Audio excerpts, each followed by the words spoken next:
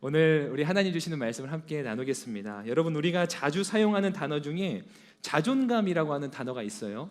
이 말은 1890년대에 미국의 의사이자 철학자인 윌리엄 제임스라는 사람이 처음으로 사용한 그 표현이라고 합니다. 그 뜻은요, 자존중감이라는 뜻으로 자기 자신을 존중하고 사랑하는 마음이라고 합니다. 자존감은 자존중감을 말하고 이것은 자기 자신을 존중하고 사랑하는 마음을 뜻합니다. 여러분, 이 자존감은요, 대개 상황과 또 형편의 영향을 받지 않는다고 합니다. 타인의 인정이나 환경으로부터 기인하는 마음이 아니라고 하는 거죠. 도리어 이 자존감은 자신 내부의 성숙된 사고와 가치에 의해 얻어지는 개인의 의식을 말합니다. 그래서요, 자존감이 높다라고 하는 것은 어떤 상황과 환경과 형편에도 관계없이 자신을 있는 그대로 사랑하는 그러한 사람들을 일컬어 쓰는 표현이기도 합니다. 이런 자존감이 높은 사람들의 특징이 몇 가지가 있는데 그 중에 하나가 바로 이러한 태도입니다. 한번 저를 따라해 보시겠어요? 괜찮아, 그럴 수 있어. 네, 한 번 더 해볼까요? 괜찮아, 그럴 수 있어. 네, 자존감이 높은 사람들은요, 기본적으로 타인과 상황에 대해 관대한 마음을 가지고 있기 마련입니다. 그러니까 마음이 넓다는 거죠. 그래서 때로 어떤 일에 실패하더라도 괜찮아, 그럴 수 있어 라고 받아들입니다. 또 누군가 내 주변의 사람이 잘못을 해서 또 실수를 해서 나에게 피해를 주더라도 괜찮아, 뭐 그럴 수도 있지 라고 말할 줄 아는 사람입니다. 한편으로는요, 쉽게 물건이나 사람에게 집착하지 않습니다. 그래서 여간에서는 작은 일로 서운해하지 않기도 합니다.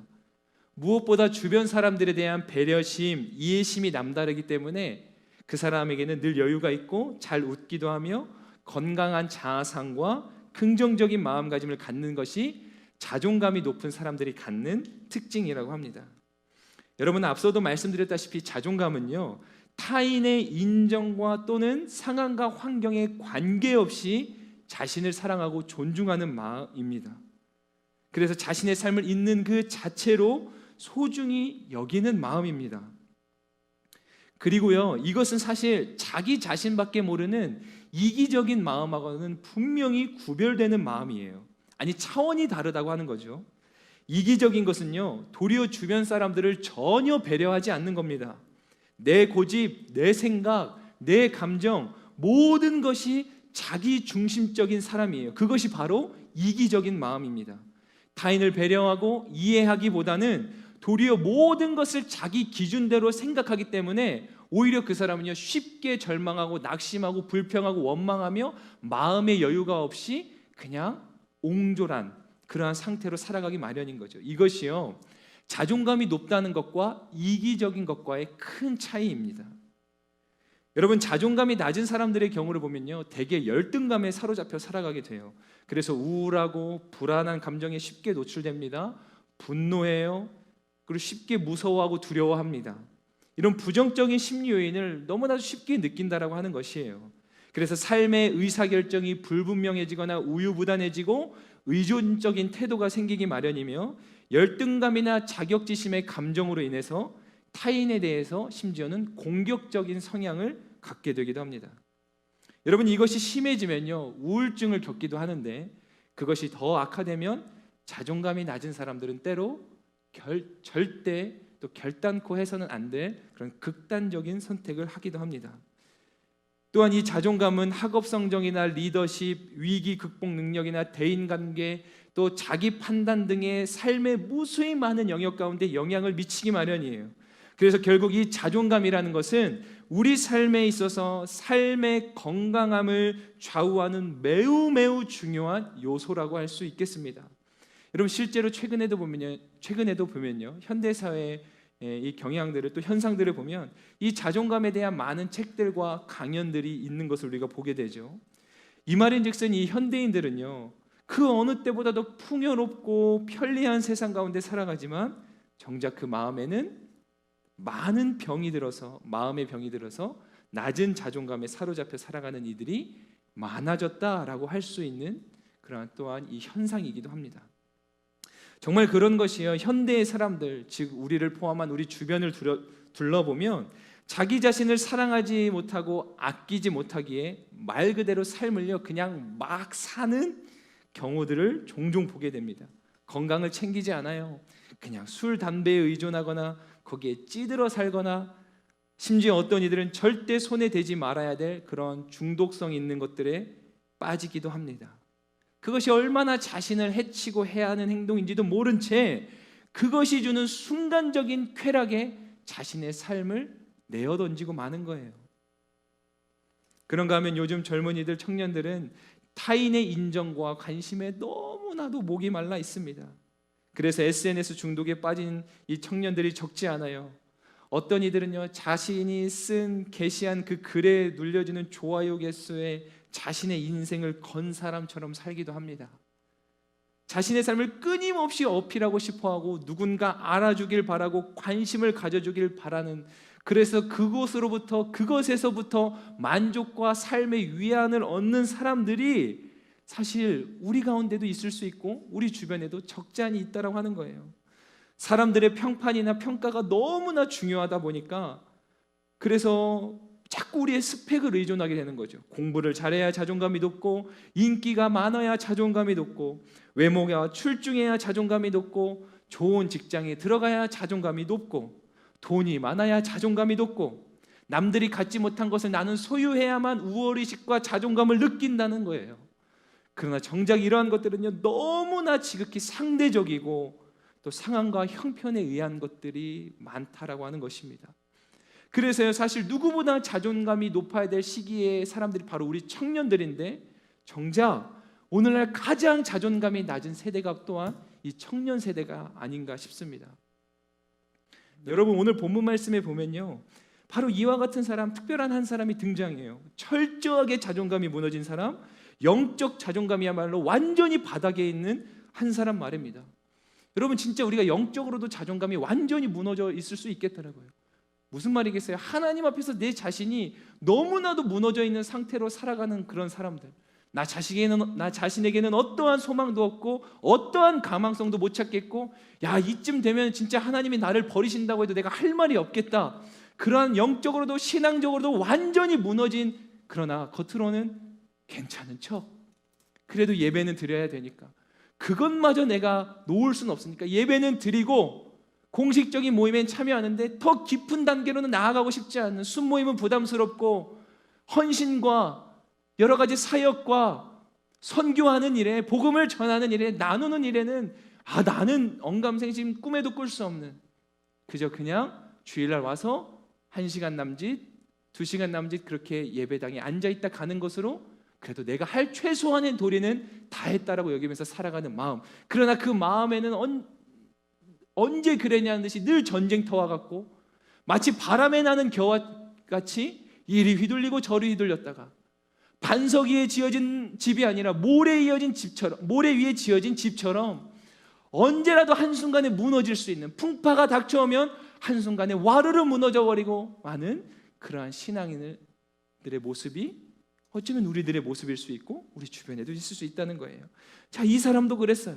성경은 그에 대해서 증언하기를 태어나면서부터 걷지 못하는 사람이라고 그렇게 이야기하고 있습니다. 태어나면서부터 걷지 못한대요. 남들은 그냥 당연하게 누리는 삶조차도 이 사람에게는 도저히 이루어질 수 없는 불가능의 영역 속에 있었던 그런 사람. 자, 나면서부터 안전뱅이 된 사람이었어요. 그래서 그의 삶은 언제나 타인을 의지하고 타인에게 구걸할 수밖에 없는 삶이었습니다. 성전으로 들어가는 미문이라는 것은 늘 많은 사람들이 자주 왕래하는 곳이었기에 그곳은요 이 사람에게는 더할 나위 없이 목이 좋은 자리였어요. 그래서 그곳에서 늘 사람들에게 구걸하며 근근히 자신의 삶을 연명해왔다라고 하는 것이죠. 그런데요 신세가 참 처량한 건 그것마저도요 자신의 힘으로만은 할 수 없었다는 거예요. 남에게 구걸하고 남에게 도움을 요청하는 그마저도 이 사람은 걷지 못하기 때문에 누군가가 자신을 들쳐매서 또는 메어다가 그 자리에 데려다 줘야만이 도움을 요청할 수 있는 거예요. 타인에게 도움을 요청하는 것조차 누군가에게 도움을 받아야만 할 수 있는, 완전하게 그 삶이 무너져 내려간 것만 같은 그러한 사람이 바로 오늘 이 말씀에 등장하고 있습니다. 너무나 불쌍한 처지였어요. 그는 자신의 힘과 의지가 완전히 무너진 상태였습니다. 철저하게 타인에 의해서 삶이 유지되어 왔어요. 심지어 예배를 드리고 싶어도요, 몸이 성치 않은 사람은 당시에 성전으로 들어갈 수 없었기 때문에 그에게는요, 예배 드릴 자격조차 주어지지 않았습니다. 여러분 한번 상상해 보세요. 매일같이 그 성전 미문에서 수년, 수십 년을 그 자리에서 그 성전 안으로 왕래하는 사람들에게 구걸하던 사람이었어요. 그랬던 그가 이러한 궁금증은 당연히 가질 수 있지 않았겠습니까? 대체 저 성전 안에서는 무슨 일이 일어나고 있는 걸까? 대체 저 성전 안에서는 어떠한 일이 일어나고 있기 때문에 사람들이 끊임없이 날마다 저곳을 왕래하며 드러나는 걸까? 어떤 이들은 그렇지 않겠어요? 마치 우리가 그랬던 것처럼 성전으로 들어갈 때는 온갖 근심에 쌓인 얼굴로 들어갔다가 성전을 나올 때는 그가 환희에 찬 기쁨의 모습으로 나오는 거예요. 그럼 이 안진뱅이가 그런 사람들을 하루 이틀만 받겠냐는 거죠. 매일매일 그 자리에 앉아서 그가 집중할 수 있는 건 사람들의 얼굴밖에 없는 거예요. 왜요? 도움을 요청해야 되니까. 사람들에게 집중하는데요, 이상한 거예요. 저기만 들어갔다 오면 사람들의 얼굴이 환해져서 나와요. 한두 번이 아니에요. 늘 끊임없이, 늘 고정적으로 사람들이 저기로 왔다 갔다 해요. 수많은 환경과 어려움과 불편함이 있을 법도 한데 사람들이 끊임없이 저 성전을 드나드는 거예요. 안진뱅이 마음 가운데 수많은 호기심과 어쩌면 간절한 열망, 나도 저기에 가보고 싶다. 근데 안진뱅이에게는 그것까지는 허락되지 않았어요. 예배 드릴 자격조차 주어지지 않았다고 하는 거예요. 여러분, 그러니 물론 고통의 무게는 함부로 타인과 비교할 수 없는 거지만 그래도 우리 한번 하나님 앞에 감사를 고백하는 차원에서 생각해 본다면 오늘 이렇게 우리가 예배 드릴 수 있다라고 하는 사실이 얼마나 감격스럽다는 것을 여러분 다시 한번 꼭 기억하실 수 있기를 소망해요. 지난주에 우리가 여러분 은혜에 익숙해지는 거 두려워해야 된다고, 하나님이 주시는 것 여러분들이 당연하게 누리는 것 결코 당연한 것 아니라고, 우리 한 주간 동안 이거 잊지 말고 살아가자고 그렇게 우리가 함께 기도하며 나아갔어요. 여러분들 한 주간 어떠셨어요? 오늘 이 예배를 드리러 오는 가운데는 어떠셨어요? 분명히 이 가운데는요, 다 들여다보지 않아도 그런 마음 같은 분들 계실 거예요. 진짜 영적인 자존감이 지금 바닥을 기고 있는, 내 영적 이 온도와 그래프가 하염없이 곤두박질 쳐져 있는 그런 분들도 분명히 계실 거예요. 간신히 그 신앙의 끈 동아줄 부여잡듯이 간신히 버티고 서 있는 분들도 분명히 계실 거예요. 오늘도 예배드리러 올 때 그래도 내가 이런 상황 중에라도 예배드릴 수 있다는 거 진짜 감사하구나라는 감격이 여러분 마음 가운데 있으셨나 모르겠어요. 저도 사람이죠. 아무리 목회자고 이 앞에 서서 주일마다 말씀을 전하는 사람이지만 제 안에도 끊임없이 날마다 여러분 예배드리러 올 때, 저는 이 자리에 설 때 우리가 감격을 갖고 살아가는 거죠. 내 스스로가, 내 상황이 정말 개차반처럼 느껴지는 그 상황이라고 할지라도 예배 드릴 수 있다는 그 자체가 이미 우리에게는 놀라운 하나님의 특권이요 은혜인 줄로 믿습니다. 할렐루야. 여러분 지난주에 그렇게 나눴죠. 여러분들이 무너진 신앙 때문에 괴로워하는 그 마음조차도 하나님이 내 안에 계시지 않으면 내가 느낄 수 없는 마음이기 때문에 여러분 감사하셔야 됩니다. 오늘 이 사람이 그랬어요. 얼마나 그 성전 안이 궁금했겠습니까? 어떠한 기적적인 역사가 저 안에서 일어나는 일일까? 이 사람도 갈망했지 않겠습니까? 그 자격마저 없었다라고 하는 거예요. 완전히 자존감이 무너져서 도무지 무엇 하나 자신의 삶을 사랑할 만한 구석이 하나도 없는 거예요. 내 삶이 소중하다고 여길 만한 가치가 하나도 없는 거예요. 그런데 어느 날, 그날도 그는 이전처럼 남들에게 구걸이나 할 요양으로 구걸이라도 할 수 있는 걸 다행히 여기는 마음으로 여전히 그렇게 성전 미문 앞에 앉아 있는데 베드로와 요한을 만나게 됩니다. 그리고 거기서 놀라운 회복을 경험해요. 기적을 경험합니다. 예수님의 능력을 경험하죠. 예수님의 능력으로 말미암아 그가 완전히 치유되고 회복되는 역사가 일어나게 되었습니다. 할렐루야. 여러분 우리 삶도 마찬가지예요. 인생들 가운데 영적으로 그의 인생의 삶의 모습이 완전히 무너진 영적 안진뱅이들이 있습니다. 관계가 무너지고 소망이 무너지고 신앙이 무너지고 모든 삶이 무너져 내린 것만 같은 철저한 고립과 고독 속에 살아가는 인생들이 있어요. 모든 것이 무너져서 더 이상 무너질 것조차 없는 그러한 인생들, 어떠한 소망도 품지 못하는 사람들, 철저하게 타인을 의지할 수밖에 없는 사람들, 끌려다니는 사람들, 그래서 어쩌면 그 가운데에는 예배 드릴 소망마저 끊어진 사람들도 있을 것입니다. 여러분, 지속되는 실패와 절망이 주는 큰 두려움이 뭔지 아세요? 그것은요, 소망이 없어진다는 거예요.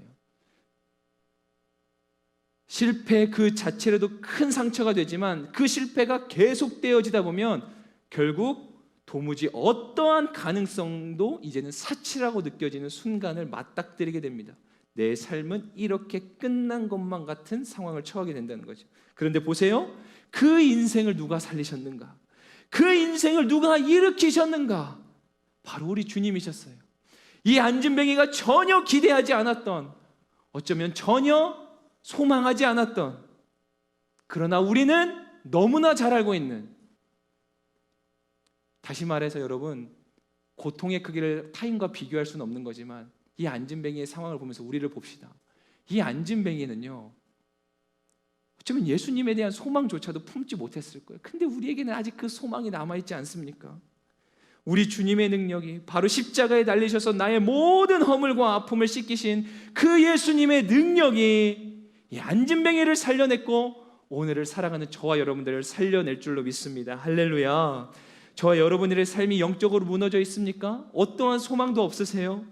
내 자존감이 완전히 바닥을 치고 있습니까? 도무지 나조차도 나 자신을 인정할 수 없는 상황 속에 계세요? 그렇다면 십자가의 주님을 바라보십시다. 나조차도 인정하지 않는 나를 위해서 주님이 대체 어떤 대가를 치르셨는가? 여러분들, 십자가의 주님을 똑똑히 바라보셔야 합니다. 나도 나를 인정할 수 없는 것, 그게 낮은 자존감의 사람들의 모습 아닙니까? 내 인생은 왜 이렇게 이것밖에 안 되지? 내 인생 너무나도 처량하고. 여러분, SNS 키고 막 또 유튜브 같은 거 보다, 특히 SNS 같은 것도 막 보다 보면 SNS에 있는 사람들은 다 성공했고 다 가졌고 다 행복하고 나 빼고 세상이 다 이렇게 잘 사는 것 같아요. 저도 이제 SNS를 그래서 다 끊었는데, 너무 끊으니까 이 사역하는데 약간의 지장이 있다고 스스로 그렇게 해석하고, 제가 인스타그램만 이렇게 하거든요. 근데 인스타그램 이게 보니까 전혀 모르는 관계없는 사람들 것도 이렇게 뭐 볼 수 있더라고요. 거기 딱 보면은 나만 빼고 다 잘 사는 것 같아요. 아무 고민 없이 다 어떻게 이렇게 잘 사는 것 같지? 그거를 경계하는 마음으로 보는 저조차도 그 찰나의 순간에 거기에 마음을 침전돼 가지고 내게 주어진 것들에 대한 감사를 순식간적으로 놓치게 되더라니까요. 하물며 우리가 이런데 청소년들은 어떻겠어요? 어린아이들은 어떻겠어요? 요즘에 뭐 초등학생들도 인스타그램이며 SNS 다 하는 거 아니겠어요? 이러한 성인의 의식을 갖고 있는 우리들도 안 돼, 이러면 안 돼, 정신 차려야지, 그나마 끊을 요량이 있는 우리들도 그런데 이 시대의 청소년들, 어린이들은 어떻게 했냐는 거예요. 여러분, 우리가 비록 아직 부모가 아닐 수 있기 때문에 어린이주에 이러면 별로 감이 안 올 수 있지만, 그래도 종종 여러분들 기도할 때 이 나라의 청소년들과 어린이를 위해서도 내가 꼭 부모가 아니고 교사가 아니어도 기도해야 됩니다. 여러분, 열심히 우리가 기도하며 눈물로 또 땀 흘려 열심히 이렇게 신앙의 터전을 세웠는데 다음 세대 가운데 그 터전이 이어지지 못하고 와르르 무너져 내린다고 생각해 보세요. 얼마나 안타깝습니까? 여러분, 그렇게 나조차도 인정할 수 없는 때에 십자가의 주님을 바라보는 거예요. 나도 나를 인정할 수 없지만 주님이 나를 인정하셨기 때문에 저 십자가에 달리신 것 아니겠습니까? 주님이 나에 대한 어떠한 가망성도 느끼지 못하셨다면, 주님이 나에게 어떠한 가치와 기대도 갖지 않으셨다면 주님은 십자가 위에 달리지 않으셨을 거예요. 그거야말로 세상에서 가장 쓸데없는 희생 아니겠습니까? 그러나 주님은 아셨어요. 그게 쓸데없는 희생이 아니란 걸, 반드시 필요한 희생이며 그 희생이 우리 가운데 절대적으로 필요한 일이라는 것을 주님은 아셨기 때문에 피하고 싶으셨지만 그 십자가 위로 그렇게 어린 양처럼 끌려가셨다라고 하는 거예요. 여러분, 십자가의 주님을 바라볼 때 회복의 역사가 일어납니다. 한번 따라해 보시겠습니까? 십자가의 주님을 바라볼 때 회복의 역사가 일어납니다. 사랑하는 청년 여러분, 지금도 여전히 누구보다 우리를 향하여 사랑한다, 사랑한다, 사랑한다고 하시는 그 주님이 계세요. 이 세상 무엇과도 바꿀 수 없는 만큼 소중하다고 그 친밀한 음성으로 우리 가운데 말씀하시는 분이 계시다라고 하는 거예요. 여러분 의심하지 않으셨으면 좋겠습니다. 하나님은요, 어제나 오늘이나 그리고 앞으로도 영원히 변함없이 우리를 향하여서 그렇게 말씀하시는 분이세요. 하나님의 약속의 말씀, 이 성경이 바로 그것을 우리에게 증언하고 있지 않습니까? 여러분, 하나님이 우리를 얼마나 사랑하셨는가? 하나님은 우리를 무지막지하게 사랑하셨어요. 하나밖에 없는 독생자 예수 그리스도를 우리를 위해서 저 끔찍한 십자가 위로 내어주셨단 말입니다. 피를 쏟다 못해서 물을 쏟아내세요. 손과 발에 못 박힘은 물론이거니와 옆구리에 창이 찔리고 머리에는 가시면류관을 쓰고 발가 벗겨진 채로 온갖 조롱과 침뱉음을 기꺼이 당할 만큼 우리를 사랑하신단 말입니다. 너무 미안하지만 저는 여러분들을 너무너무도 사랑하고 더 사랑하고 싶은 사람인데 이렇게까지 할 수 있다고 자신 있게 말하지 못하겠어요. 아니, 어떠한 사랑이 우리를 위해서 이것들을 감당해낼 수 있겠냐는 거예요. 여러분, 이 사실을 꼭 기억하십시오. 삶의 어떤 순간에도 마음에 꼭 새기십시오. 그 누가 뭐라 하고 설사 그 누가 나를 실패자라고 조롱할지라도 여러분, 우리는 놀라운 하나님의 사랑을 받고 있는 존재임을 결코 의심해서는 안 될 줄로 믿습니다. 사단 마귀가 지금도 여러분들의 마음을 참소해요. 야, 네가 그리스도인이야? 웃기는 소리 하지 마. 네가 무슨 그리스도인이야? 네가 목사야? 네가 거룩한 성도라고? 네가 새벽 이슬과 같은 청년? 웃기지 마. 네가 리더십이야? 야, 지나가는 사람들이 웃겠다. 야, 하나님도 한계가 있지. 너 같은 애 벌써 포기하고도 남지 않았겠어? 야, 하나님 벌써 네 인생 포기해서 초라한 네 인생을 봐. 야, 너 한두 번이야? 너 저번에도 회개했잖아. 근데 또 넘어졌어. 너 실패한 거야. 너 끝난 거야. 너 괴롭잖아 지금. 그게 너 하나님 떠났다는 증거야. 사단 마귀가요, 온갖 미혹의 말들로 여러분과 제 마음 가운데 그렇게 실패감을 심어주려 한다는 거예요. 하나님은 더 이상 네 삶 가운데 역사하지 않아. 그러니까 너도 포기해. 네가 원하는 대로 살아가. 너 왜 지금 그렇게 힘든 줄 알아? 너 왜 그렇게 지금 고통당하고 있는 줄 알아? 너 왜 그 고난이 찾아온 줄 알아? 하나님이 너 버려서 그런 거야. 그렇게 사단은요, 우리를 참소한다는 거예요. 하나님의 사랑을 그래서 의심하게 만들어요. 아니야, 그렇지 않아. 처음에는 그렇게 거부해보죠. 그러나 계속 속삭여요. 마치 아담과 하와를 유혹했던 그 사단처럼. 야, 잘 봐봐. 먹음직스러워 보이지 않아? 야, 진짜 하나님이 저거 먹지 말라고 한 거 맞아? 계속. 그러나 어느새 내 마음 가운데 의심이 확신이 되어가죠. 아, 진짜 하나님이 나를 버린 것 같다. 우리의 자존감이 하염없이 낮아지다 저 지하 바닥으로 곤두박질 칠 때 기꺼이 사단은 춤을 추면서 축제를 벌일 거예요. 예, 한 사람을 오늘도 넘어뜨렸다고. 여러분, 내 안에 자존감이 끊임없이 낮아질 때, 무기력함과 실패감과 절망감과 그 수많은 사단의 참소가 나를 사로잡을 때 이것을 기억하세요. 여러분, 절대로 사단을 춤추게 하지 마십시오.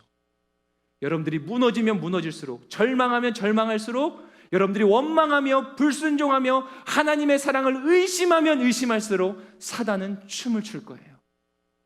절대로 사단을 춤을 추게 하면 안 됩니다. 절대로 사단이 기뻐하게 두어서는 안 됩니다. 그런가 하면 십자가의 주님을 바라본다는 건 조금 더 구체적으로 이러한 뜻을 가지고 있어요. 한번 따라해 보시겠습니까? 주님의 신실한 약속을 붙들 때 회복의 역사를 경험합니다. 로마서 4장 말씀에 보면 사도 바울은요, 아브라함의 이야기를 펼쳐가요. 그는 믿음의 조상이었죠.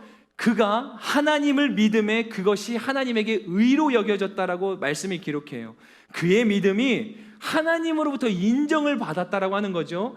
그의 자격이나 그의 상태나 그의 상황이 아니라 그의 믿음이 하나님께 인정을 받았다라고 하는 거예요. 아브라함은 바랄 수 없는 중에 믿음으로 하나님의 약속을 신뢰했습니다. 그 약속을 붙잡았어요. 100세의 아들을 얻을 것이며 너의 후손을 통하여 하나님의 나라를 세우고 너로 하여금 민족의 열방의 아비가 되게 할 거야 라고 하는 그 하나님의 약속을 붙잡았습니다. 그런데 그 약속의 기미가요 곧바로 나타났습니까? 하나님이 오늘 약속했어요. 그럼 이 예배당 문을 열고 나가는 순간 그 약속의 기미가 보였냐라고 하는 거죠. 아니죠. 너의 자손이 바다의 모래알과 같이 하늘의 별과 같이 많아질 거야. 그 약속을 하나님이 주시고는 100세에, 아브라함의 나이 100세에 겨우 아들 하나를 주셨습니다. 근데 그 아들 하나마저도요 하나님이 바치라고 하죠. 100세에 겨우 아들 하나 주셨는데 100세에 도무지 그 약속의 기미가 보여지는 상황이 아니라고 하는 거죠. 도무지 바랄 수 있는 상황이 더더욱 아니었어요. 그런데 성경은 그를 향하여 증언하기를 그가 바랄 수 없는 중에 바라고 믿었다라고 말하며 그것을 그의 믿음이요 그 믿음을 하나님께서 인정하셨다라고 말합니다. 바랄 수 없는 중에 바라고 믿었다라고 얘기해요. 우리는 바랄 수 있는 중에도 잘 바라지 못하죠. 근데 아브라함은 바랄 수 없는 중에 바랬어요. 여러분, 다윗이라는 어린 소년이 있었어요. 그날도 어김없이 그 어린 소년 다윗은 들판에서 늘 하던 대로 평범한 일상처럼 그냥 그렇게 양을 치면서 있었어요. 그런데 갑자기 집에 있는 어떤 사람이, 자신의 집안일을 돕는 사람이 헐레벌떡 뛰어오는 거예요. 그러더니 다윗을 부르면서 말하는 거예요. 이봐 다윗, 얼른 빨리 집으로 가봐. 다윗이 막 어리둥절한 채로 무슨 영문인지도 모른 채 집으로 달려가요. 갔더니 집에 웬 손님들이 이리도 많은지 자세히 들여다보니까 그 집안의 중심에 자신의 아버지와 형들이 나란히 서 있고 그 옆에 누가 서 있냐면 위대한 선지자 사무엘 선지자가 그 자리에 서 있는 거예요. 그랬더니 그 선지자 사무엘이 다윗을 봅니다. 그리고는 터벅터벅 다윗 앞으로 걸어와서는 갑자기 이윽고 그 다윗에게 기름 뿔병을 가져다가 그의 머리 위에 기름을 붓습니다. 이 어린 다윗이 어안이 벙벙했죠. 얼마나 얼떨떨했겠습니까? 들판에서 양치던 꾀지지한 꼴로 집안에 불려왔는데 불현듯 끌려와서는 그 이스라엘의 위대한 선지자 사무엘로부터 자신이 장차 이스라엘의 왕이 될 거라고 하는 증표로 머리 위에 기름 부음, 왕의 대관식이 그 자리에서 열린 겁니다. 다윗의 마음이 어떻겠어요? 실감도 안 나지 않았겠습니까? 어쩌면 자신은 평생 양이나 치는 인생으로 형들과 아버지에게 인정받지 못하는 그러한 인생으로 살아야 된다고 생각했을지 모르겠어요. 그의 관심은 오늘도 양 한 마리도 해치지 않고 다치지 않고 안전하게 돌본 것, 그래서 아버지에게 인정받는 것, 그거 하나로 그의 삶에 낙을 삼고 살았는지도 모릅니다. 자신이 왕이 될 거라고는 꿈이나 꿨겠습니까? 가당키나 했겠어요? 그런데 하루아침에 하나님의 위대한 선지자로부터 다윗, 너는 장차 이 나라의 왕이 될 거라고 그렇게 축복의 언약을 받게 된 겁니다. 저라면요 그날 밤부터 잠도 안 오겠습니다. 한 일주일은요 어안이 벙벙하겠죠. 내가 꿈인가 생신가, 사무엘 선지자를 다시 찾아가 볼까, 카톡 보내볼까, 이메일 보내볼까, DM을 보내볼까. 안 웃길 줄 알았어요. 그런데 이 다윗이 얼마나 얼떨떨했겠어요. 잠도 안 오죠. 그러다 이제 점점 현실을 받아들이면서 이런 생각 해봤겠죠. 야, 왕궁은 어떤 곳일까? 야, 왕은 어떤 음식을 먹지? 야, 내가 왕이 되면 뭘 해야 될까? 어느샌가 마음에 수많은 설레임과 기대감들이 찾아오지 않았겠어요? 얼마나 애간장이 탔을까요? 나는 언제부터 왕궁에 가면 되는 거지? 어쩌면요 그의 자존감은 그날로부터 하늘을 찌를 듯 했지 모르겠어요. 여러분이라면 어떻겠어요? 사람들을 대할 때 완전히 이제는 다른 사람이 되지 않았겠습니까? 누가 나에게 뭐라고 한들 아무렇지 않아요. 왜요? 나는 왕이 될 거니까. 누가 나에게 뭐라 한들, 회사의 직장 상사가 나에게 조금 더 꾸지람을 한들 그만둬버리지 뭐. 왕이 될 건데 괜찮아요. 제가 그만둘게요. 웃으면서 그렇게 회사 문을 박차고 나올 수 있지 않았겠어요? 누가 나를 섭섭하게 하면 그럴 수 있지, 괜찮아, 그럴 수 있어. 나는 왕이 될 거거든. 다 이해해. 다윗의 자존감이 하늘을 찌를 듯하지 않았겠냐는 거예요. 그런데 그거 아세요? 다윗이 부음받은 순간부터 왕이 될 때까지 걸린 시간은 13년이었어요. 무려 13년 말입니다. 그 13년의 세월 동안도 평탄했지 않아요. 오히려 의도치 않은 오해를 받아서 도망 다녀야 됐고 죽을 뻔한 위기를 수도 없이 넘겨야 했습니다. 그 수없는 메마른 깊은 골짜기와 같은 시간 속에서 다윗이 얼마든지 자신의 신세 한탄할 수 있지 않았겠습니까? 그가 자존감이 밑바닥까지 내려갈 수 있는 거 아니었겠어요? 왜 하필 나를 왕으로 지목해서 내가 이러한 어려움을 겪게 하는가? 그가 원망하며 불평할 수 있지 않았겠어요? 당장이라도 사무엘 선지자를 찾아가서 큰 소리 치면서 하소연하고 싶지 않았겠어요? 차라리 그냥 날 놔두지. 아버지 집에서 살았던 지난 시간들이 차라리 더 행복하게 느껴지지 않았겠습니까? 그런데 다윗을 보세요. 하나님을 끝까지 신뢰합니다. 시편의 주옥 같은 그 고백들을 보세요. 다윗은 원망하지 않아요. 그 환경 때문에 자신의 자존감이 낮아진 사람이라고 보여지지 않습니다. 그는 하나님을 끝까지 신뢰해요. 하나님의 약속을 신뢰합니다. 여호와는 나의 힘이요 나의 구원이시니 내가 누구를 두려워하래요. 그런 주옥 같은 고백이 그 삶의 엑기스가 되어서 고백되어지는 것이겠죠. 아브라함이, 다윗이 하나님의 약속을 붙잡았습니다. 사랑하는 청년들, 우리 삶의 낮아진 자존감이 회복되어지는 길은 지금 내가 처한 환경과 상황과 내 상태를 보면 절대로 회복되지 못합니다. 계속 늪처럼 빠져만 갈 거예요. 왜요? 이 땅에서의 삶은 가시덤불과 엉겅퀴를 내는 삶이기 때문이에요. 아담과 하와가 죄를 지은 이후에 이 땅이 어떠한 저주를 받았는가? 땅은 가시덤불과 엉겅퀴를 내는 땅이 되고 말았어요. 온갖 풍족한 것들이 가득한 땅에서 엉겅퀴와 가시를 내는 삶. 우리가 이 땅을 디딛고 살아가는 날 동안은요, 우리는 필연히 가시덤불에 찔리고 엉겅퀴에 걸려 넘어지는 인생을 살아갈 수밖에 없습니다. 여러분, 엉겅퀴가 없는 삶, 가시덤불이 없는 삶은 이 땅이 아니라 우리가 장차 천국에서 누릴 하나님의 영광이요 소망이에요. 그래서 그 영광과 소망 가운데 온전히 들어가려면 이 땅에서 살아가는 동안 내 삶을 찔러오는 가시덤불과 내 발을 걸려 넘어지게 만드는 엉겅퀴 때문에 여러분, 저 하늘의 소망을 절대로 포기하면 안 될 것입니다. 그런데 우리 그 주님을 바라보는 것, 그리고 그 주님의 신실한 언약의 말씀을, 약속을 기억하고 붙드는 것, 우리 가운데 쉽게 느껴지지 않는다는 거예요. 여러분 기억하십시오. 누가 뭐래도 주님을 신뢰하고 주님의 약속을 붙잡으십시오. 내 원수 앞에서, 내 원수의 목전에서 상을 차려주신다. 여러분 한번 따라 해보시겠어요? 고백해 봅시다. 하나님 앞에 믿음으로 내 원수의 목전에서 상을 차려주실 주님, 우리 크게 아멘 하겠습니다. 아멘.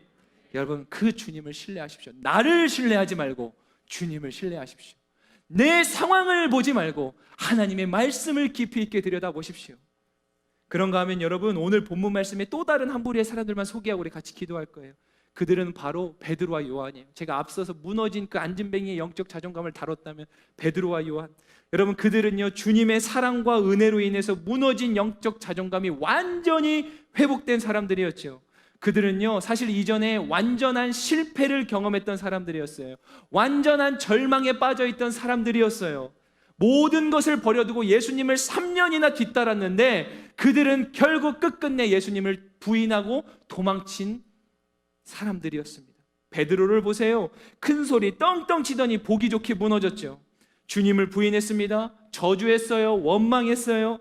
어쩌면 자존감이 하늘을 찌를 듯했던 그는 결국 피할 수 없는, 그리고 자신의 힘으로는 도무지 어쩔 수 없는 그 상황과 환경 앞에서 완전히 무너지고 말았습니다. 한번 상상해 보실래요? 주님이 십자가에 못 박혀 돌아가시고 난 다음에 베드로의 모습이 어땠겠어요? 지난 3년간 주님과 함께 했던 그 시간들이 주마등처럼 스쳐 지나갔지 않겠습니까? 오병이어의 사건도, 나사로를 살렸던 일도, 변화산에서 그 놀라운 신비로운 광경을 목도했던 것도, 심지어 베드로 그 자신은 단 몇 발자국이겠지만 거센 풍랑 위의 파도 위를 걸었던, 그 휘몰아치는 물 위를 걸었던 그 경험들이 주마등처럼 스쳐 지나가지 않겠어요? 그래서 베드로는요 더 절망했을 거예요. 여러분, 은혜를 경험하지 못한 사람보다 더 무서운 사람이 누구라고요? 은혜를 경험했으나 잊어버린 사람이에요. 우리도 그럴걸요? 차라리 나에게 어떠한 경험도 없다면 상관없는데 지난 날을 돌아보니까 주님과 함께 했던 그 수많은 황홀했던 순간들이 추마등처럼 스쳐 지나가요. 너무나 현실적으로 내 삶 가운데 다가와요. 정말 주님이 내 옆에 살아계신 것 같은 그 순간들이 분명히 있었어요. 근데 지금의 내 상황을 보면 지난 시간들이 더 상처럼 느껴지는 거죠. 오히려 그 시간들이 지금의 나를 더 디프레스 되게 만드는 거예요.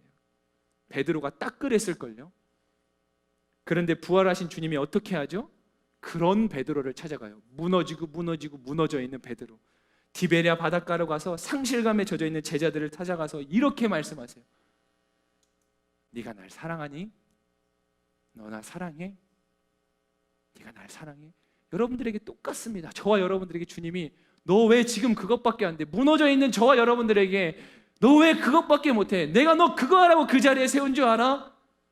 내가 너 그렇게 살아가라고 은혜 부어준 줄 알아? 정신 차려! 이렇게 말하지 않아요. 주님의 관심은 너 지금도 여전히 나 사랑하니? 너 지금도 여전히 날 사랑해? 알아. 너 얼마나 힘든 건지 알아. 너 그렇게 말할 수 있는 그 염치조차 없다고 느끼는 건 나도 알아. 그런데 난 궁금해. 다른 거 다 필요 없고 너 지금 나 사랑해? 주님이 그렇게 물으신다고 하는 거예요. 그것이요, 베드로의 그 아픈 상처를 어루만지기 위한 주님이 가지고 계신 완벽한 플랜이었어요. 무너진 자존감을 회복하시고 세우시고 마침내 그에게 위대한 명령까지 안겨주시기 위한 주님의 계획이자 위대한 사랑이었다고 하는 겁니다. 철저하게 무너졌던 베드로의 자존감은 마침내 비로소 주님 앞에서 완전히 회복됐죠. 그렇게 주님 은혜로 무너진 자존감이 회복되어진 베드로가 오늘 본문 말씀에 등장하여 삶이 처량하여 완전히 무너진 그 안진뱅이를 향하여 이렇게 외칩니다. 성전 미문에 앉아 수십 년간 구걸하던 그 안진뱅이를 향하여 베드로가 요한이 우리를 보시오 라고 말합니다. 우리를 보시오, 우리를 보라, 이렇게 얘기하는 거예요. 확신에 찼어요. 당당했어요. 이 모습에는 어떠한 패배감이나 주눅든 감정이 느껴지지 않아요. 너무 당당하고 매우 담대합니다. 그 어떤 상황에도 흔들릴 것 같지 않은 기세가 서려 있어요. 근데 진짜 재밌는 건 뭔지 아세요? 베드로와 요한이 그렇게 당당하게 우리를 보세요, 우리를 보십시오 라고 말하는데 이 안진뱅이는 그 베드로를 어떻게 쳐다보냐면 무엇을 얻을까 하고 쳐다봅니다. 오늘 말씀에 그렇게 해요. 예수 그리스도를 힘있게 선포하고 선언하는데 무너져 있는 사람은요, 예수님은 관심이 없다니까요. 무엇을 얻을까 하고 그를 바라봐요. 여러분 보세요. 자존감이 철저히 무너진 사람이 얼마나 비참한 인생일 수 있는지 여기에 나오는 거예요. 소망이 끊어진 사람, 패배감과 절망감이 어느새 습관이 되어버린 사람의 모습이 이렇게나 처량해요. 그저 무엇을 얻을까 하고 바라보는 거예요. 사실 이게 우리들의 모습이기도 해요. 여전히 사람을 의지하는 사람은 그게 습관이 돼서 또 사람을 찾아요. 마치 중독과 같아서 좋지 않은 영적 습관은 계속 우리를 더 깊은 나락으로 끌고 가요. 그런데 보세요, 베드로와 요한이 그 안진뱅이를 향하여 다시 이렇게 외쳐요. 은과 금은 내게 없거니와 내게 있는 것을 내게 줍니다. 당신에게 주겠습니다. 우리 같이 한번 이것을 확신에 차서 봉독해 볼까요? 시작. 베드로가 은과 금은 내게 있는 것을 당신에게 주겠소. 나사렛 예수 그리스도의 이름으로 일어나 걸으시오라고 말하고. 아멘인데 이렇게 읽으면 안 돼요. 은과 금은 내게 없으나 내게 있는 것을 당신에게 주겠소. 나사렛 예수 그리스도의 이름으로 일어나 걸으시오. 아멘. 그게 베드로와 요한이 유일하게 자랑할 수 있는 거였어요. 여러분 기억하세요? 베드로와 요한도 실패자였어요. 누구보다 실패했던 사람, 예수님의 십자가를 바라보며 깊은 절망감을 느꼈던 사람, 그들에게 크나큰 상처가 있었던 사람들. 그런데 부활하신 주님의 능력으로 말미암아, 위대한 성령 강림의 역사로 말미암아 그들이 놀라운 사명자로 변화되고 났더니 그런 그들이 이제는 성전 미문에 있는 안진뱅이를 일어서게 만들어요. 상처 입었던 그들이 상처 입은 치유자가 된 것입니다. 하나님의 자녀된 백성된 저와 여러분들도 마찬가지죠. 주의 은혜를 경험하고 누린 사람들은 이제는 누군가를 살리는 사람이 되어야 됩니다. 내 스스로가 인정하지 못한다 하더라도 거듭난 10년 가운데는 이미 주님께서 그 능력과 은혜를 부어주셨어요. 결국요, 믿는 자 된 우리는 서로를 끊임없이 축복하면서 세워가야 됩니다. 여러분 절대 헐뜯고 비난하고 조롱하지 마세요. 할 수 있는 대로 서로를 격려하고 세워가는 게 우리가 해야 될 일이에요. 사랑하는 청년들, 오늘 본문 말씀에 등장한 또 다른 놀라운 사실 하나가 뭔지 아세요? 8절 말씀에 보니까 예수님의 능력으로 말미암아 치유받은 그 안진뱅이가 걷게 되고 뛰게 되는 것은 물론 그들과 함께 성전으로 들어가서 하나님을 찬송했다고 말합니다. 우리 3장 8절 말씀 다 한 번 더 읽겠습니다. 시작. 뛰어서서 걷기 시작했습니다. 그는 걷기도 하고 뛰기도 하며 하나님을 찬미하면서 그들과 함께 성전으로 들어갔습니다. 할렐루야. 여러분, 안진뱅이가 어디서 일어난 줄 주목해서 보셨어요? 안진뱅이가 전혀 다른 상황과 환경 속에서 일어난 게 아니라 넘어져 있는 그 자리에서 일어납니다. 여러분, 상황과 환경이 바뀌어야 내가 일어날 수 있다고 생각하지 마세요. 넘어진 그 자리가 내가 일어날 자리입니다. 예수 그리스도의 능력이 그 자리 가운데서 선포되어야 될 줄로 믿습니다. 할렐루야. 상황과 환경을 아무리 바꿔봐도 예수 그리스도가 없는 한 우리는 일어설 수 없어요. 아무리 넘어져 있고 지긋지긋하게 수년 동안은 나를 올감했던 그 실패의 한복판이라고 할지라도 예수 그리스도가 함께하는 한 그 자리가 내가 일어설 자리인 것입니다. 여러분, 이 시간 우리 영상 하나를 보고 함께 이제 기도를 하려고 합니다. 이 영상 함께 보시고 우리 함께 기도의 자리로 나아가겠습니다. Christine, Yes, let's chef. go, please. I'm really worried. I'm not even sure if the bottom crust cooked all the way. I had no idea what the pie was like on the inside. That's really scary.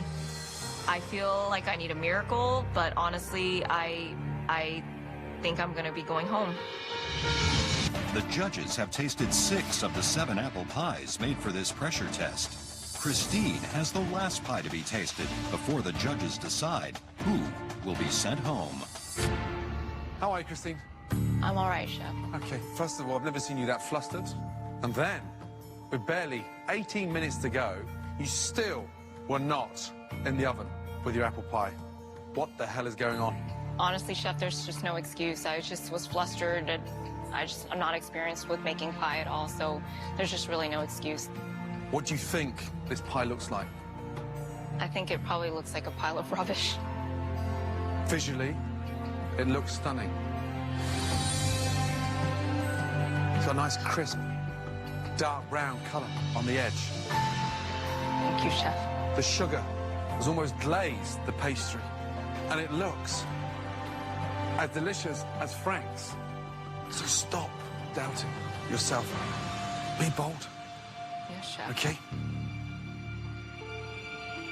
The pie underneath, the pastry looks cooked. Can you hear that on top? Yes, chef. What does that sound like to you? It sounds good and crusty. Good and crusty. So, stop feeling upset with yourself. Okay? You've got to start believing yourself more. Okay? Come on. Come on. Right. Hear that? Yes, chef. There's not a soggy patch on there. That's all the way round. Okay? Can you hear that? On the balcony you can hear that, right? Yes, chef.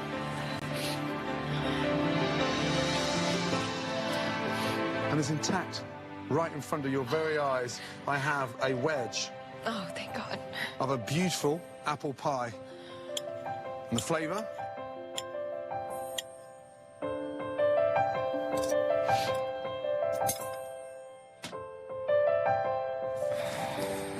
The flavour's amazing. Okay? It's delicious. So well done. Okay? Congratulations. Really good job. 저는 이 영상을 처음 봤을 때 되게 마음이 많이 뭉클했어요. 아마 저도 그렇겠고 여러분들도 저 안에 나오는 저 크리스틴의 그 마음을 동질감을 느끼지 않았겠습니까? 근데 저 고든 램지 셰프가 그러죠. 그만 자신을 의심하라고. 여러분, 우리의 무너진 자존감, 그게요 우리에게 가져다 줄 수 있는 건, 다시 말씀드리지만 하나님의 사랑을 의심하게 만들어요. 하나님이 나에게 부어주신 그 고유한 가치를 의심하게 만든다는 거예요. 여러분, 미식축구 선수를 꿈꾸는 아들을 둔 한 아버지가 있었어요. 그 아버지는 그 아들을 너무나도 사랑했어요. 그래서 어떻게든지 그 아들을 응원해주고 싶었고 그 아들의 꿈을 이루어주고 싶었어요. 훌륭한 미식축구 선수가 되게 해주고 싶었어요. 간절히 바랬어요. 날마다 그 아들을 쫓아다니면서 열심히 응원했습니다. 그런데 애석하게도요, 그 아들은 그렇게 썩 좋은 자질을 가지고 있지 못했어요. 왜냐하면 미식축구를 선수를 하기는 몸이 너무나도 허약했고 연약했고 운동신경도 그다지 훌륭하지 않았습니다. 그래서요, 그 아들은요 사람들에게 조롱을 많이 당하기도 했어요. 그냥 경기에 나가지 못하고 만년 벤치 선수에 불과했습니다. 어떠한 가망도 정말 미식축구 선수가 될 거라는 기대는 그 아버지 외에는 누구도 갖지 않았어요. 그런 어느 날 불현듯 이 아들이 경기에 아주 찰나지만 교체 선수로 나갈 일이 생기게 된 것입니다. 사람들은 여느 때와 같이 그 아들을 별로 기대하지 않았어요. 아니나 다를까 그 별로 보잘것없어 보이는 그 아들은요, 경기에서 별다른 활약을 보여주지 못합니다. 도리어 팀에게 민폐를 끼치는 것처럼 보였어요. 덩치가 큰 선수들에게 이리 치이고 저리 치이기 바빠 보였습니다. 경기가 한참 진행되는데 갑자기 관중석에 있던 그 아들의 아버지가 벌떡 일어나더니 한껏 상기된 얼굴로 하염없이 기뻐하면서 주변 사람들에게 아우성치며 소리치는 겁니다. 여러분 지금 보셨어요? 여러분 지금 보셨어요? 사람들이 어리둥절하면서 그 아버지에게 말해요. 좀 조용히 좀 하고 앉아요. 뭘 봤냐는 거예요. 그 순간 그 아버지 아들은 덩치가 큰 선수들 밑에 깔려 있었거든요. 어떤 사람이 말합니다. 잘 봤소. 저기 밑에 깔려 있는 아들이 저 선수가 당신 아들 아니요? 사람들이 비웃기 시작해요. 그렇게 난리를 치며 외쳤던 아버지의 생색에도 불구하고 그 아들의 플레이에 박수를 보내기는커녕 사람들은 조롱을 쏟아냈습니다. 그 조롱이 아버지에게까지 이어진 거예요. 사실 그 아들의 플레이가 별것 없었어요. 진짜 평범했습니다. 그런데요, 아버지가 왜 그렇게 난리였을까? 아무도 보지 못했는데 그 아버지만 본 게 있었어요. 뭘 봤냐면 그 덩치 큰 선수들 사이에 뭉개지기 직전에 그 아들이 옆으로 한번 살짝 피했던 것을 이 아버지는 봤던 거예요. 아무도 보지 못했고 아무도 그런 일은 벌어지지 않을 거라고 생각했는데 아버지 눈에만 보였어요. 그 찰나의 순간 아들이 피했어요. 그걸 보고서 아버지가 그렇게 기뻐했는 거예요. 여러분 보셨어요? 제 아들이 지금 피했다니까요. 제 아들이 지금 피했어요. 여러분 똑같지 않습니까? 여러분들 대단한 일 하지 않아도 그래서 어쩌면요 너무 미안하게도 교역자나 아니면 많은 사람들이 여러분들이 인정하지 않을 수 있어요. 근데 하나님은 알 거예요. 여러분들이 그렇게 골방에서 몸부림쳤던 것을, 여러분들이 너무 힘들고 외롭지만 다 포기하고 싶지만 포기하지 않았던 그 입술을 굳게 다시 한번 물어야 했던 그 순간을 하나님은 아실 겁니다. 그게 아버지의 시선이에요. 그러니까 제발, 부디 제발 여러분의 시선으로 여러분을 보지 마십시오. 세상의 시선으로 여러분을 좀 재단하지 마세요. 여러분들이 얼마나 가치 있는가를 여러분들 꼭 깨달으실 수 있기를 소망합니다. 내가 얼마나 가치 있는 존재인지를 깨달은 그 사람은 상대방의 가치를 또한 알기 때문에 거기서 아름다운 하나님의 나라가 이루어지는 거예요. 저는 청소년 사역을 하던 사람이라 가지고 아이들을 만날 때마다 이 마음, 저는 이거 하나밖에 그 아이들에게 전하고 싶어요. 니들이 얼마나 가치 있는 인생인 줄 아나? 니들이 얼마나 가치 있는 인생인 줄 알아? 그 SNS 하나 때문에, 그 너를 힘들게 하는 한 명 때문에 너 그렇게 절망했을 그런 사람 아니야. 여러분들에게 외람되지만 똑같이 말하고 싶어요. 여러분은 정말 가치 있는 인생이에요. 여러분 예수님 희생으로 얻어진 생명들입니다. 그런 여러분들 일어날 거예요. 반드시 일어날 겁니다. 포기하지 말고 하나님의 시선을 구하시고 하나님의 약속을 붙드시길 바랍니다. 여러분 자존감이 자기 자신을 존중하고 사랑하는 마음이라면, 제가 만들어 본 말인데 주존감이 있어요. 주존감, 주님을 존중하고 사랑하는 마음이에요. 무너진 자존감의 회복은 주존감을 통해서 회복되어집니다. 한번 따라해 보실래요? 자존감은 주존감을 통해서 회복됩니다. 나를 보지 마시고 주님을 바라보십시오. 여러분들의 회복은 지금 시작됩니다. 우리 시간 함께 기도하실 때 우리가 큰 소리로 통성을 함께 부르짖어 기도하지 못하겠지만 주신 말씀 기억하시면서, 하나님, 무너져 있는 나의 한켠의 상황들이 있다면 주님께서 능히 회복시켜 주실 줄로 믿습니다. 우리 그 간절한 마음으로 그래도 주님의 이름 한번 부르고 함께 기도하도록 하겠습니다. 주여, 하나님.